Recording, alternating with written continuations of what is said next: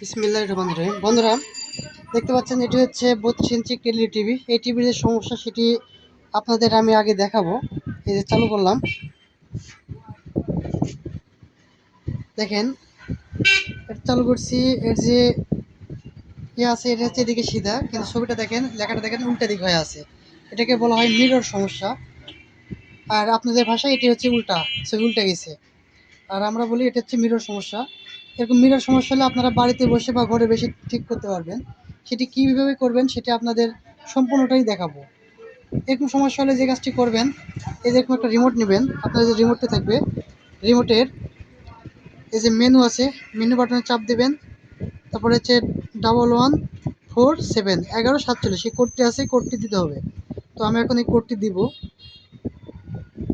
Menu 1147। তার সাথে সাথে দেখেন এখানে একটা ফ্যাক্টরি সেটিং ওপেন হয়ে গেছে। এখান থেকে আপনারা যেখানে সেখানে যাবেন না, সেক্ষেত্রে দেখা যাচ্ছে যে সফটওয়্যার সমস্যা হতে পারে বা বোর্ড খারাপ হতে পারে, প্যানেল সমস্যা হতে পারে।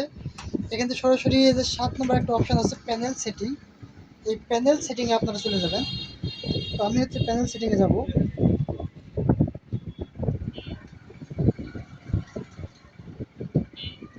এই যে প্যানেল সেটিং লেখা আছে, এই প্যানেল সেটিংয়ে প্রবেশ করবেন। করার পর যে কাজটি করবেন, দেখেন কোনো কোনো বোর্ডে হচ্ছে দেওয়া থাকে হচ্ছে আপনার মিরর, কোথাও কোথাও লেখা থাকে ফ্লিপ, মানে কয়েকটা ফাংশন থাকে। এখানে কি দেওয়া আছে সেটা দেখবো। এখানে যদি 10 নম্বরে লক্ষ্য করি তাহলে দেখতে পাচ্ছেন লেখা আছে মিরর। এই যে মিরর, মিররটা এখানে অন আছে। যদি অন থাকে তাহলে অফ করে দিবেন, যদি অফ থাকে তাহলে অন করে দিবেন। তো আমি এটি অন আছে, এখন অফ করে দেব।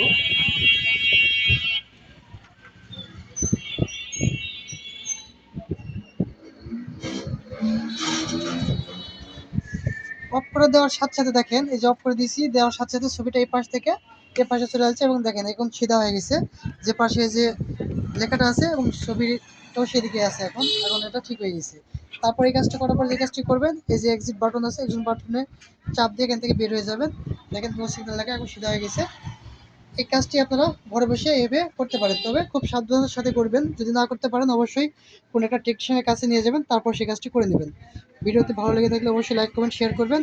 আর দেখার জন্য সবাইকে ধন্যবাদ।